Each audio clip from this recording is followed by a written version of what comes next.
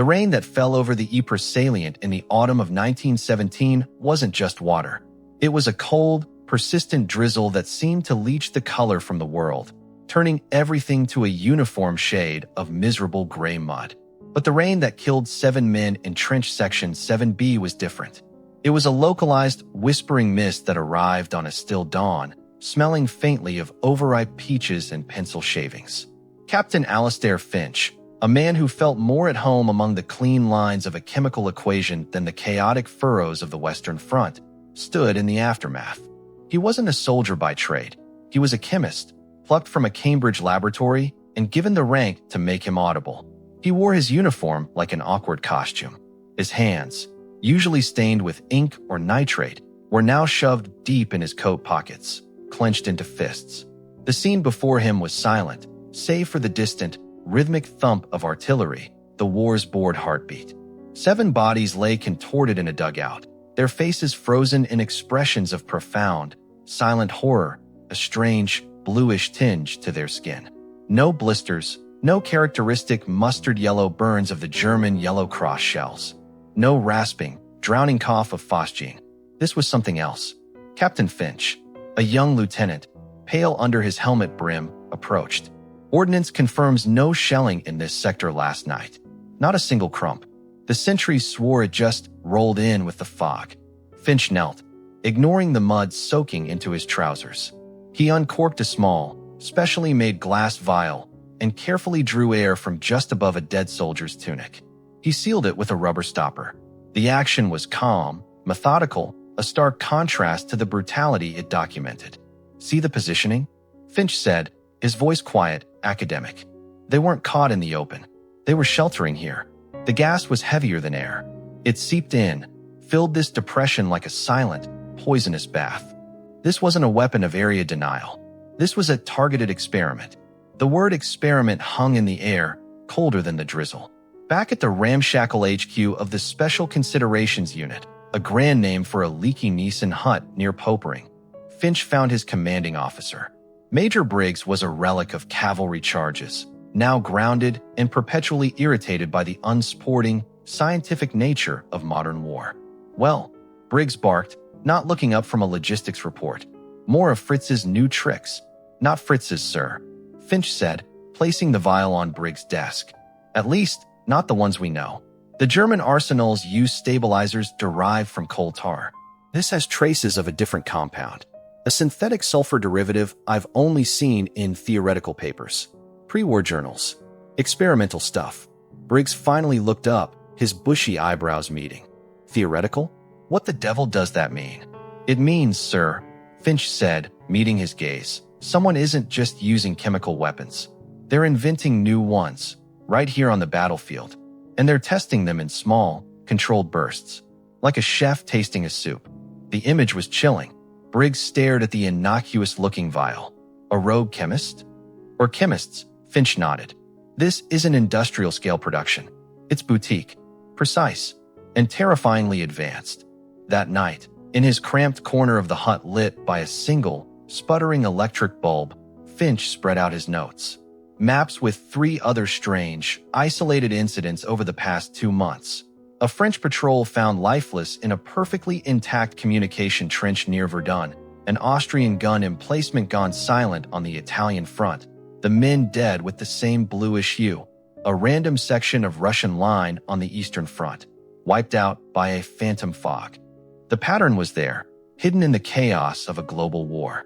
Small, lethal, scientific strikes. A ghost in the laboratory of the trenches. His proof was the vial. As he set up his portable spectrometer, a crude but effective device, a thought struck him. To create such a compound, you'd need not just genius, but specific, high-quality reagents. One in particular, a purified form of arsenic trioxide, notoriously difficult to transport. Finch pulled a sheaf of captured German logistics documents, requisitioned by his unit. His eyes, tired from strain, scanned lists of train manifests, supply dumps, medical shipments. Then he saw it. A discrepancy. A shipment of medical-grade antiseptic powder, arsenical, logged as delivered to a field hospital near Lille.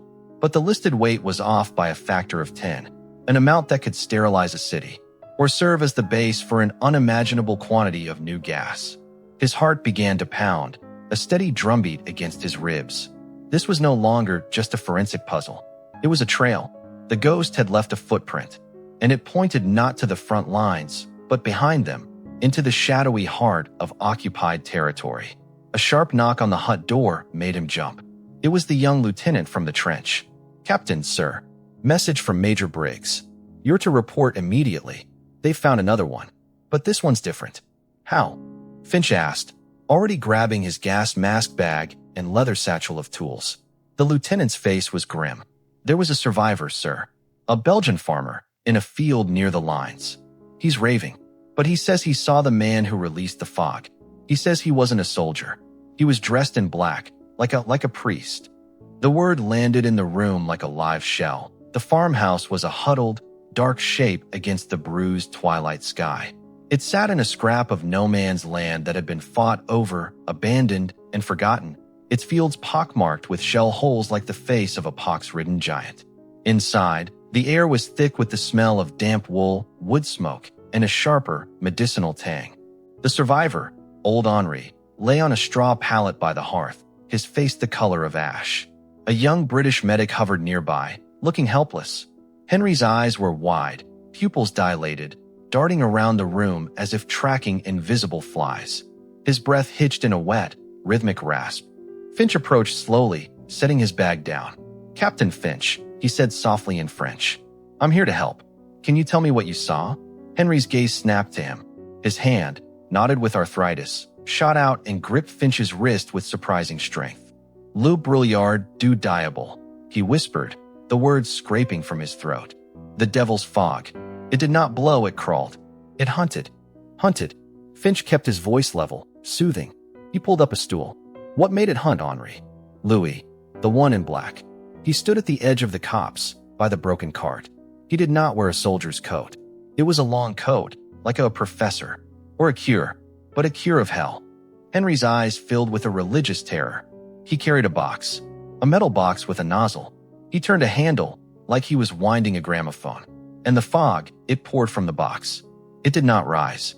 It slid along the ground, following the ditches, seeking the warmth of my cows and the byre. Finch's mind raced. A dissemination device. Portable, precise, mechanical. This wasn't a shell fired from miles away. This was hands-on, intimate murder. "The cows?" Finch asked, dreading the answer. "Dead in seconds. Silent. I was in the loft. The fog, it was coming for the house. I jumped from the back window, into the stream. The water, it seemed to hold the fog back. I ran until my lungs burned." He began to cough violently, a deep, racking sound. The medic stepped forward, but Finch held up a hand. He needed one more thing. "Henri, the man. His face. Did you see his face?" The old farmer's coughing subsided. He looked exhausted, emptied. Not a face. A mask. A round glass window for eyes, and his snout, like a pig. And on his back, a canister. Shiny. It had a marking. A red symbol. Finch's pulse quickened. A symbol? What shape? Henry's fingers traced a shaky shape in the air. A circle. And inside, a bird with its wings spread. But not a good bird. A sharp bird. A metal bird. An eagle. A stylized, industrial eagle. Finch had seen it before, etched on the title page of pre-war German scientific journals from the Kaiser Wilhelm Institute. The emblem of cutting-edge imperial research. He thanked Henri, left instructions with the medic, and stepped back out into the chill air. Major Briggs was waiting, puffing on a pipe that did little to cut the lingering smell of death. "A madman in a gas mask," Briggs grunted. "That's our phantom." "Not a madman, sir," Finch said, his breath making plumes in the cold. "A scientist. A highly trained one. He's using a portable aspirator system, a mechanical pump to aerosolize the liquid agent. The canister on his back is the reservoir. The box is the disperser. This is field work. Data collection." Briggs stared at him. "Data? On my men. On the weapon's performance in varying atmospheric conditions, on different terrain, against live targets." Finch said, the clinical words tasting sour. "He's refining his formula." The incident at 7B was in a trench, a confined, low-lying space. This was an open field, testing for wind dispersal and ground adhesion. He's working through variables. The sheer, cold rationality of it was more horrifying than any act of battlefield frenzy. This was the scientific method applied to mass killing. Back at the Neeson hut, Finch worked through the night. The metal bird emblem was the key. He combed through intelligence files, lists of known German chemists. Haber, the father of their program, was too high profile, too valuable to be lurking in fields. But others, brilliant, ambitious, lesser-known men. His eyes landed on a name, mentioned in an intercepted letter between two university colleagues. Dr. Felix Voigt, a prodigy in organoarsenic chemistry. Pre-war papers on volatile compounds. Reported to have joined the Chemical Warfare Service, but had vanished from official roles 6 months ago. The note attached, from a junior intelligence clerk, read, "Presumed deceased or transferred to unrestricted submarine warfare project." Finch didn't think so. He thought of the missing arsenic trioxide. He thought of a man in a mask, methodically poisoning a Belgian farmer's cows. He presented his theory to Briggs at first light. Voigt is our ghost. He's operating independently, or in a cell so secret it's off the books. He's using stolen or redirected supplies. He's not just following orders, he's pioneering. And he's getting better. Each attack is more efficient, more controlled. Briggs paced the small room. What's his endgame, Finch? To win the war single-handed with a magic fog? No, sir, Finch said quietly. To perfect the fog. For after the war. For the highest bidder. Or for the sheer, damned accomplishment of it. This is his life's work. The thought was paralyzing. A weapon not for this war, but for all future wars. For terror in times of peace. A frantic motorcycle messenger interrupted them, handing Briggs a sealed dispatch. The major read it, his face hardening into granite. He passed it to Finch. It was a report from the French Douzième Bureau. A railway security patrol had found an abandoned freight car near a shattered junction inside German-held territory. The car was empty except for a single, broken glass flask and the bodies of 2 German military policemen. Cause of death: asphyxiation from an unknown agent. A strange, pearlescent residue coated the interior, and scrawled in the dust on the floor, as if by a dying man's finger, was a sequence of letters and numbers, VOGT/7 Alpha. He's moving, Briggs said, his voice grim. And he's cleaning up loose ends. Those policemen stumbled onto his supply line. Finch stared at the dispatch. 7 Alpha. A location? A formula designation? His chemist's mind parsed it. Alpha, the first letter. The primary variable. It's a batch number, or a target. He's on to phase 7 of his testing. We have to find that freight car's origin, Finch said, urgency sharpening his voice. Its manifest, its point of departure. That trail of stolen arsenic starts there. It leads to his laboratory. Briggs nodded, a decision made. You're going across the lines, Finch. Not with a battalion. Quietly. We have a contact, a Belgian nun who runs an orphanage in Lille. She's part of the Comet line, gets people in and out. She can get you to the railway yards. Your job is to follow the chemistry. Find where this poison is brewed. Finch felt a cold knot tighten in his stomach. He was a Cambridge Don who tested reactions in a controlled lab. Now he was to be a spy, hunting a monster in the heart of the enemy's lair. What do I do if I find him? Finch asked, the question hanging in the damp hot air. Briggs met his gaze, and for the first time, Finch saw a flicker of something like pity in the old soldier's eyes. You're a scientist, Captain. You contain the experiment, by any means necessary. The order was unspoken, but clear. Finch looked at his hands, the hands that had once measured powders for lectures. They would have to learn a new kind of work. He packed a small kit, his vials, a compact analysis set, a revolver he had never fired. As he prepared to leave under the cover of the next night's darkness, he looked once more at the formula he'd deduced from the residue samples. It was elegant. It was efficient. It was a masterpiece of toxicology. And he, Alistair Finch, was perhaps the only man in the world who could appreciate its horrible beauty enough to stop it. The crossing was a symphony of terror conducted in absolute silence. Finch, stripped of his uniform and dressed in the rough, musty clothes of a Flemish laborer, followed a teenage boy named Leo through a landscape that seemed to have died and been left to rot. They navigated by the silhouette of shattered trees, the gurgle of flooded shell holes, and the distant, sporadic flicker of star shells that painted the world in brief, ghastly monochrome. Leo moved like a ghost, fluid and unhesitating. Finch stumbled, his mind a whirl of chemical formulas, not covert routes.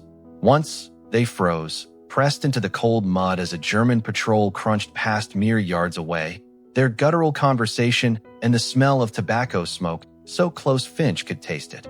He thought of the vial of antidote, a speculative compound based on his analysis, sewn into his jacket lining.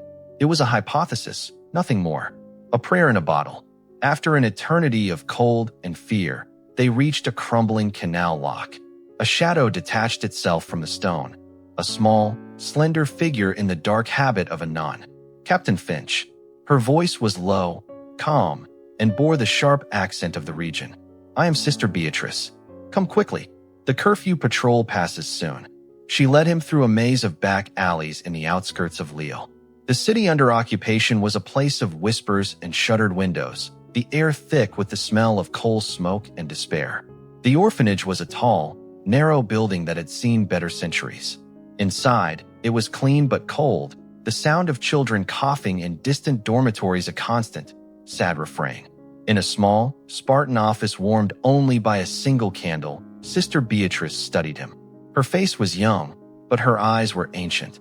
You look for the poison maker, she stated bluntly. You know of him? We know of the results. 2 weeks ago, a sickness passed through a workers' barracks near the railway yard. Men died in their sleep, blue in the face. The Germans quarantined it, said it was Spanish flu. But there was no fever, only fear. She poured him a tiny cup of bitter chicory coffee. The railway is the key. The yards are a nest of vipers. Military transports, civilian supplies, all tangled together. And a special siding, guarded not by soldiers, but by men in long coats who are not soldiers. They come and go at night. Finch's tiredness evaporated. A special siding? For which company? What label? The cars are plain. No markings. But the locomotives that pull them, they are not the big ones. They are small, switchyard engines. And they come from the east, from the direction of the old Solvay chemical works. Finch knew it. A massive pre-war Belgian industrial plant, now undoubtedly under German control, producing everything from soda ash to God knew what for the war effort. It was the perfect cover, a place where unusual chemical shipments would raise no eyebrows. I need to get into that yard, Finch said. I need to see a freight manifest, trace a car. Sister Beatrice shook her head slowly. Too dangerous. The guards shoot first. But she paused. There is a man, a railway clerk named Emile. He is conscripted labor. He has a daughter here, one of my orphans. His wife was taken in a reprisal. He hates them. He may help. He works the night shift in the main dispatch office, which overlooks the special siding. A plan, fragile as a soap bubble, began to form. Can you get me to him? Tomorrow night. There is a coal delivery for the orphanage boiler. You will be the driver's helper. Emile takes his solitary supper break at 10 o'clock by the storage shed near the office.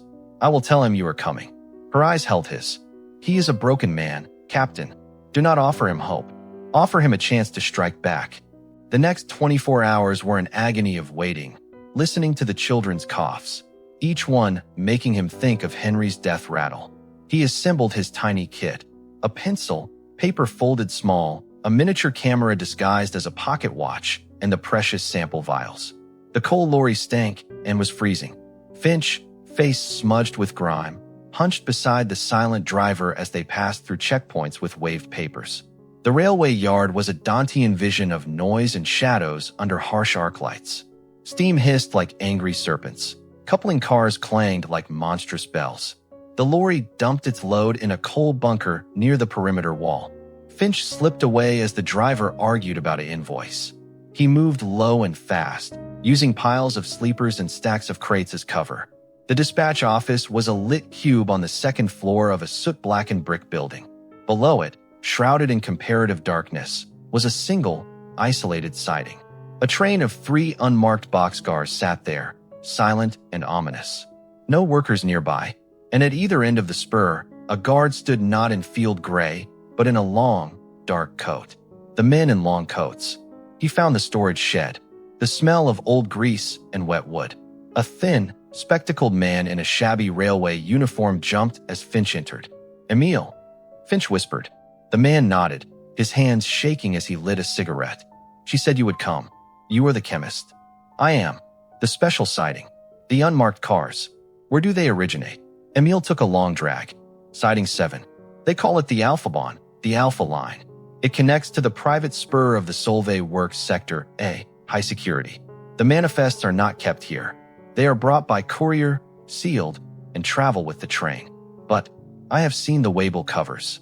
He looked at Finch, a spark of defiance in his weary eyes. They are stamped with an eagle. And a code, Versuchstation 7, Experimental Station 7, VS 7, Voights 7 Alpha. Finch's heart hammered against his ribs. The contents? Ever listed. Once, by accident, the top sheet was different. It said Lieferung, Vorratstrager A1, Arsenic Group. Delivery, Reservoir Units A1, Arsenical Group. It was the confirmation. The stolen arsenic was going to Solvay, to a secret substation.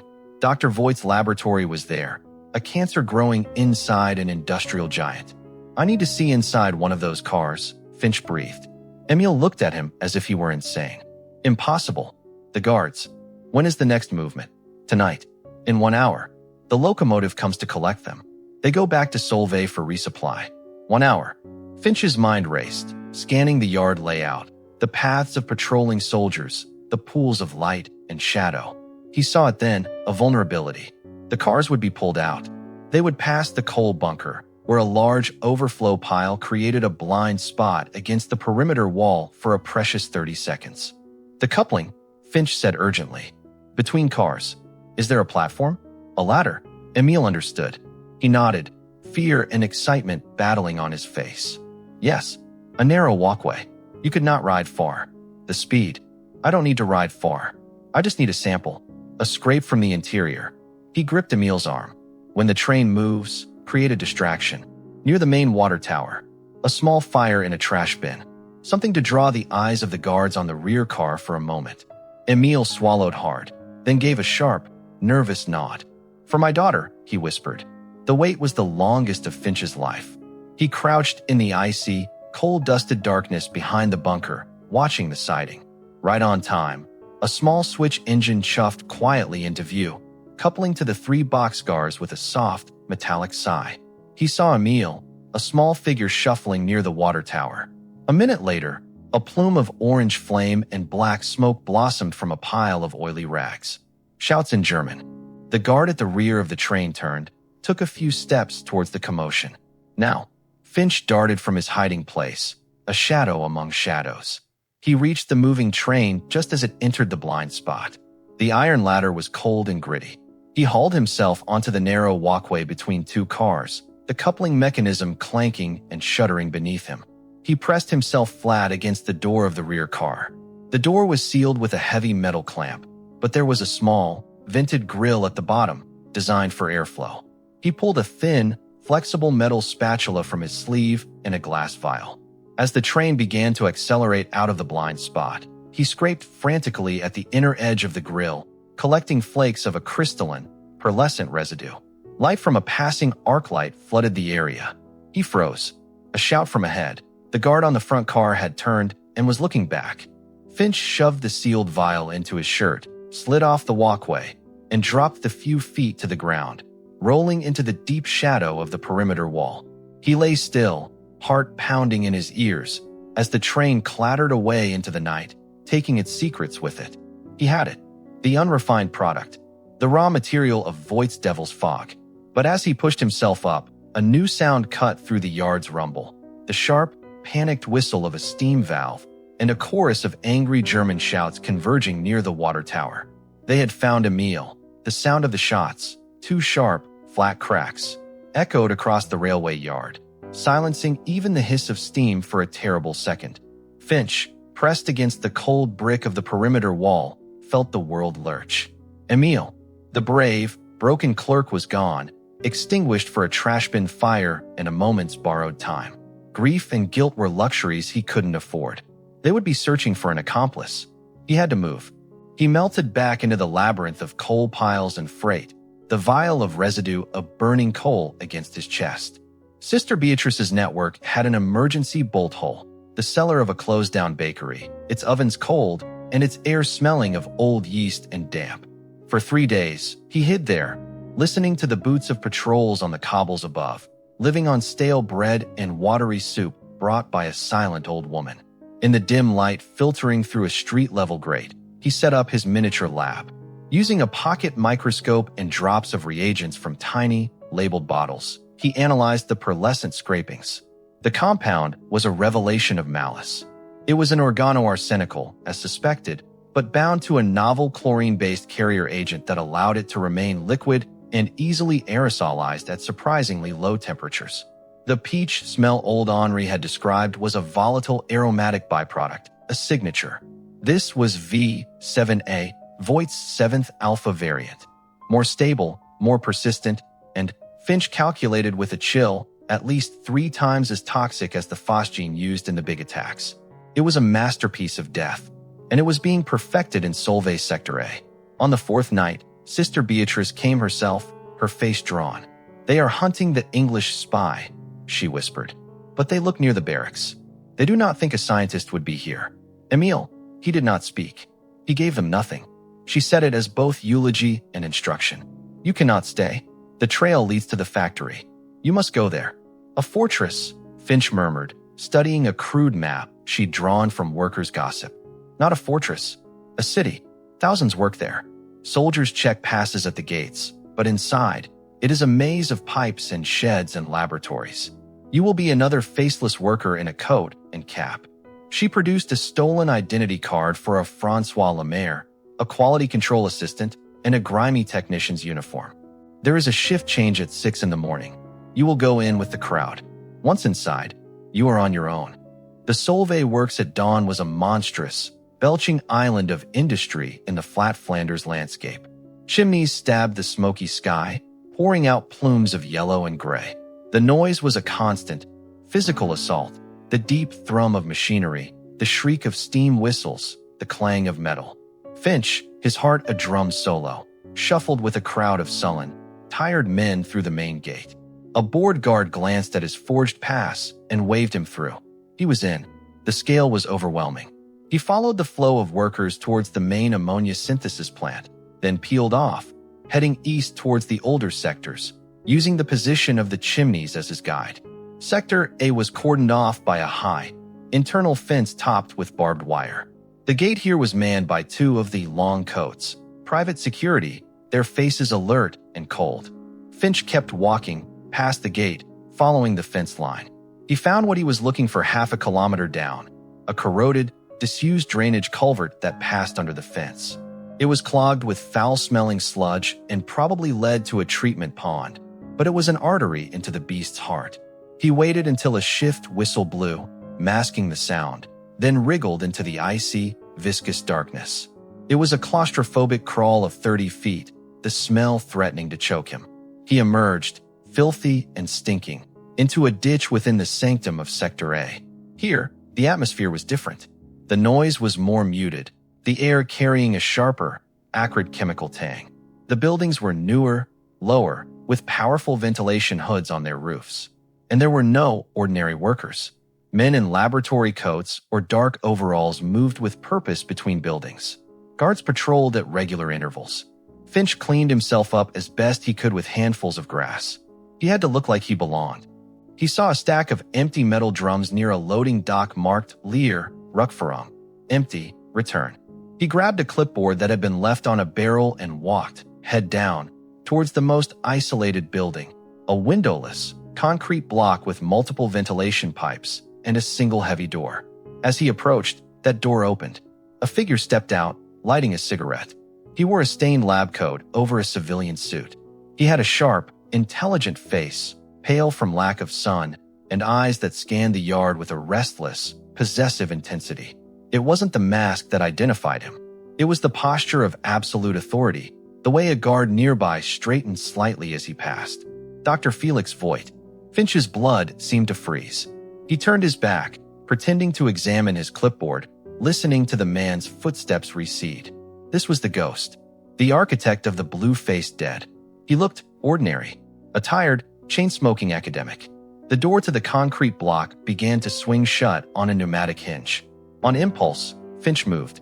He dropped his clipboard with a clatter, drawing a muttered curse from a passing technician.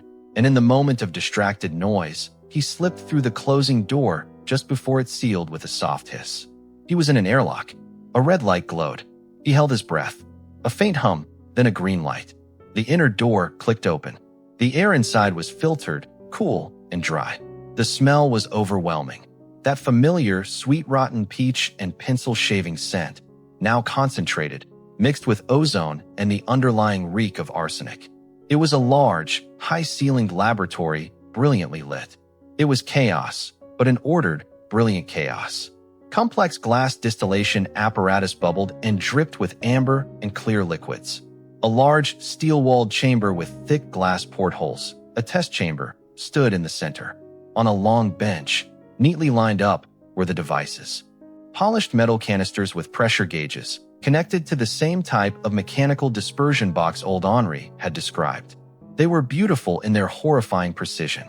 And on the far wall, a chalkboard, covered in equations, reaction pathways, and notes in a tight, precise script. Finch moved towards it, drawn like a moth to a flame. Here was Voight's mind, laid bare. The formulas confirmed his analysis, but went further. Notes on terrain adherence, atmospheric dispersal models, rate of incapacitation versus concentration. This wasn't just about killing, it was about control. About delivering exactly the amount of death required. A note in the margin read, Batch V, 7B ready. Field test, high-density target. Requires enclosed space. Suggest troop transport train or bunker complex. He was planning a mass demonstration. A slaughter to prove his weapon's worth to his masters or to his future buyers. Finch's eye caught a logistics schedule pinned beside the board. It detailed a transfer, V-7B, 12 reservoir units. For frontline evaluation. Transport, night train to Valenciennes Depot. 2100 hours, November 18th. Receiving unit, Sonderkommando Vogel. Special Command Vogel. The bird, the eagle. Tonight. He was shipping out a massive batch tonight. To be used on a high-density target. A troop train? A rest bunker? The potential death toll was unimaginable. He had to stop it. He couldn't sabotage the lab. Too guarded, too likely to cause an accidental release that would kill everyone in Sector A. The answer was the transport. He had to intercept the shipment. He pulled his miniature camera from his pocket and began quickly photographing the chalkboard, the schematics of the dispersers, the logistics schedule. The quiet click-whir of the mechanism sounded deafening in the silent lab. A door at the far end of the lab opened. Finch ducked behind the steel test chamber. Two technicians entered, chatting in German. Pressure levels in the final condenser are still fluctuating, one said. The doctor wants it stable for the evening shipment. The Sonderkommando are impatient. They want a victory to show the general staff. They moved to a bank of controls, their backs to him. Finch saw his only way out, the main door he'd entered. He edged towards it, praying the airlock mechanism would be quiet. He was 3 steps away when a calm, curious voice spoke from behind him. You are not from the supply team. Finch froze. He turned slowly. Dr. Felix Voigt stood there, having re-entered through a side door. He held no weapon. He held a cigarette, and his head was tilted like a bird examining a strange insect. His eyes, a pale gray, flicked from Finch's stolen, ill-fitting uniform to his face, to the disguised camera barely concealed in his hand. Your pass, Voigt said, holding out his own hand, his voice devoid of threat, full of pure, scientific interest. Finch's mind emptied of all clever plans, all chemistry. He was caught, in the heart of the labyrinth, with the Minotaur, and the Minotaur was smiling. The world shrunk to the space between them. The hum of the lab equipment faded. Finch's hand tightened on the camera. He could smash it, destroy the evidence. But Voigt wasn't looking at it like a spy would. He was looking at it like a scientist looks at an anomalous result. Your pass, Voigt repeated, not impatiently. He took a final drag of his cigarette and stubbed it out on a metal bench top. Finch slowly reached into his jacket, not for the fake pass, but past it. His fingers brushed the cold steel of the revolver. But something stopped him. The man before him wasn't a raving monster. He was calm, analytical, fascinated. You're Dr. Voigt, Finch said, his voice surprisingly steady in the filtered air.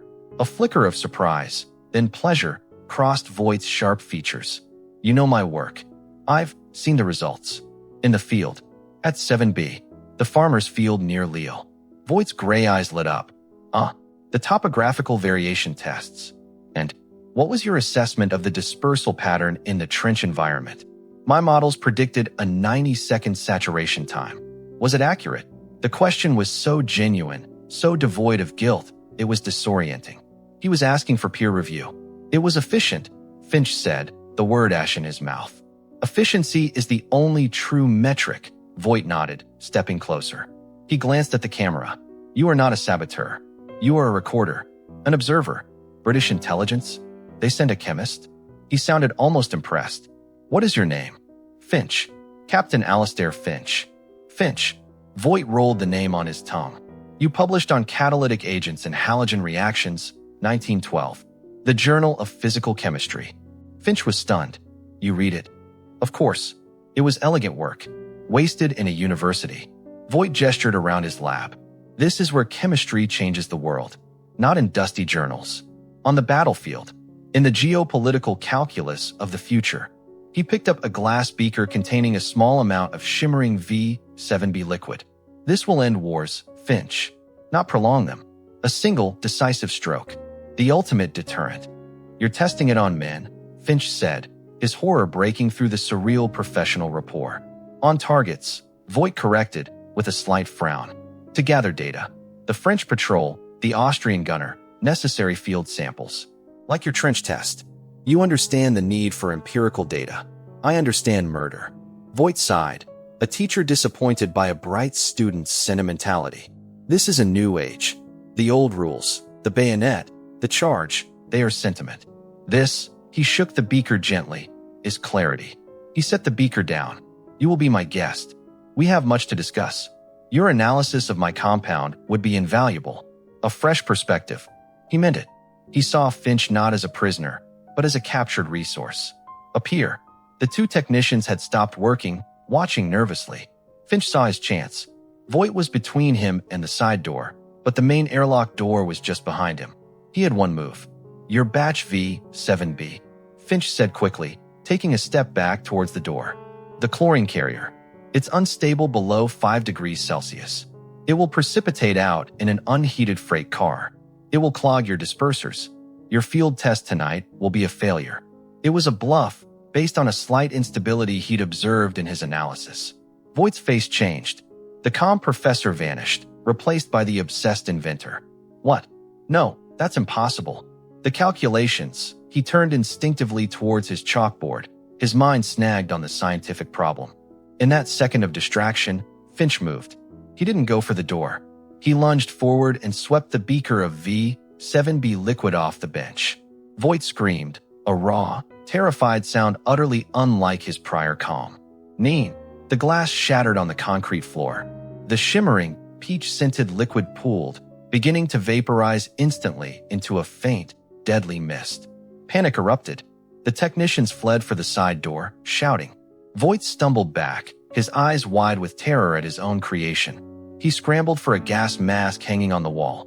Finch didn't wait. He slapped the button for the main airlock. The red light glowed. He could hear Voight coughing, fumbling with the mask straps. The inner door hissed open. Finch threw himself through as the first tendrils of the beautiful, terrible fog curled towards Voight's legs. The outer door opened to the cool evening air. Finch ran, not looking back, the sounds of alarms beginning to wail across sector behind him. He had poisoned the laboratory with its own poison. He had also, he realized with a jolt, just given Felix Voight a first-hand dose of his own empirical data. Alarms screamed across Sector A, a chorus of mechanical panic that shattered the evening. Finch ran, not with a soldier's trained retreat, but with the desperate, scrambling energy of a hunted animal. He headed away from the main gates, now certain to be sealed, and back towards the drainage culvert, his only known exit. Behind him, the windowless concrete block was already being surrounded by men in long coats, their figures silhouetted against the growing glow of emergency lights. They wouldn't enter, not with V7B loose inside. They'd seal it and let the internal scrubbers work, if they could. If Voight had gotten his mask on in time, the ditch was where he'd left it. He plunged into the foul, icy water of the culvert, the smell now a welcome cloak of anonymity. He emerged, filthy and gasping, into the relative freedom of the main factory complex. The shift was changing. A river of weary workers flowed towards the gates. He joined the current, head down, heart hammering against the camera and the vial that held his evidence. No one stopped him. The chaos was contained within the high fences of Sector A. To the rest of Solvay, it was just another industrial hum. Sister Beatrice was waiting at the bakery cellar, her face taut. When she saw him, alive but looking like something dredged from a sewer, she crossed herself swiftly. They are locking down the city. Searching houses. You cannot stay. The shipment. Finch coughed, the chemical smell still in his nostrils. V7B. It leaves on the night train to Valenciennes at 2100 hours. For a place called Sonderkommando Vogel. They plan a mass test. A troop train, a bunker. We have to stop it. We? She asked, her voice soft. I know how. He explained his bluff to Void about the cold temperature instability. It was a bluff. But what if it wasn't? What if we made it real? If we can get the freight car cold enough, fast enough, the agent will solidify. It will be useless. How do you freeze a railway car? She asked, practicality cutting through the madness. Liquid oxygen, Finch said, his mind racing. The factory produces it for metalworks. We steal a transport Dewar flask. We get on that train before it leaves the yard, and we flood the reservoir canisters with extreme cold. It will wreck the compound's stability permanently. It was a plan of breathtaking risk and scientific arrogance. She stared at him. You are asking me to find liquid oxygen and help you board a guarded German weapons train. Yes, Finch said simply. Or by tomorrow, hundreds, maybe thousands of men will die in a new kind of hell, and a weapon for the future will be proven a success. She was silent for a long moment, then gave a single, sharp nod.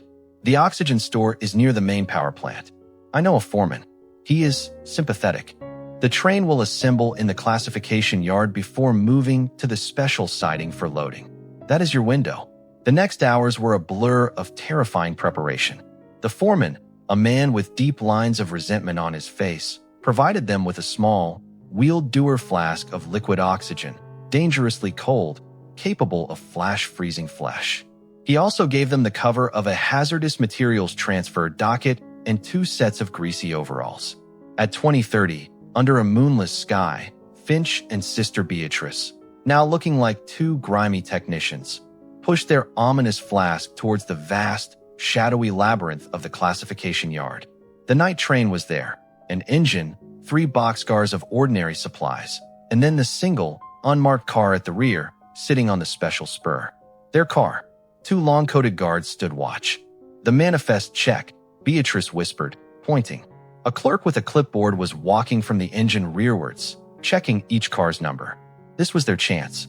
As the clerk moved to the second car, they pushed their flask quickly across the gap of light, into the deep shadow beneath the unmarked car's undercarriage. Finch then grabbed Beatrice's arm and pulled her up onto the coupling platform of the ordinary boxcar just ahead of it. They crouched in the narrow, dark space between the cars, hidden from view at either end. They waited. Finch could hear the guards talking in low tones, just feet away. He clutched the siphon hose from the Dewar flask. The clerk passed their hiding place, checked the number on the poison car, marked his sheet, and moved on. A whistle blew. The engine coughed, building steam. They were moving, slowly, to be coupled to the waiting canisters of V7B at the Sector A loading dock. The train jolted, began to creep forward. This was it. As it rolled slowly through a particularly dark stretch of track between 2 high warehouses, Finch slid down under the moving car. The ground rushed past beneath him. He found the flask, wrenched the valve open, and jammed the insulated siphon hose up through the freight car's floorboard drain hole. He opened the release. There was no dramatic sound, just a faint, ghostly hiss as the super-cold liquid oxygen vaporized and surged upwards into the sealed interior, swirling around the 12 metal canisters of V7B. He held it for a count of 20, then yanked the hose back, sealed the flask, and hauled himself back onto the coupling platform, his hands screaming with cold burns.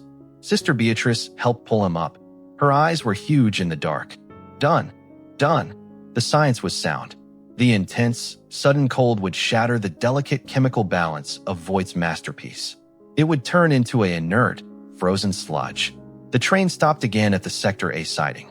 They heard the sounds of the canisters being loaded into the car, the doors being sealed and clamped. The process took 10 minutes. 10 minutes for the cold to do its work deep inside the reservoirs.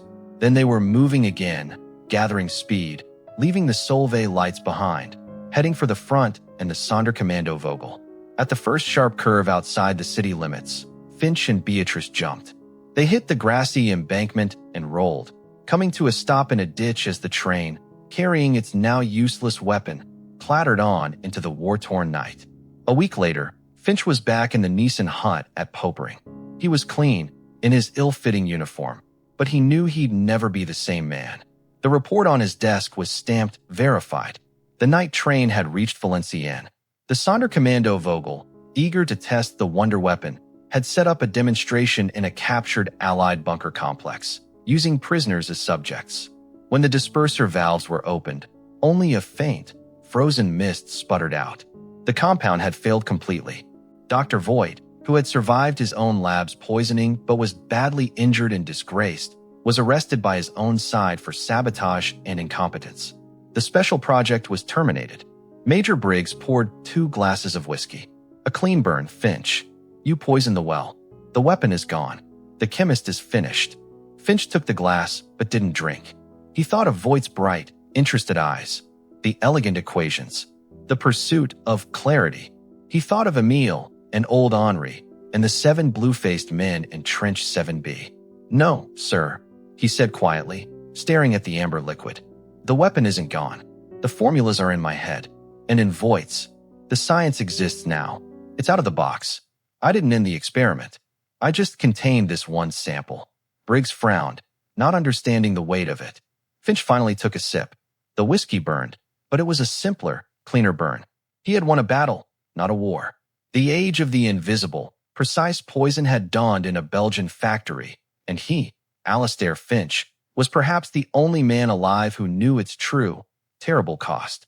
And that, he realized, would be his life's work from now on. To stand against the shadows his own profession had learned to create. The end.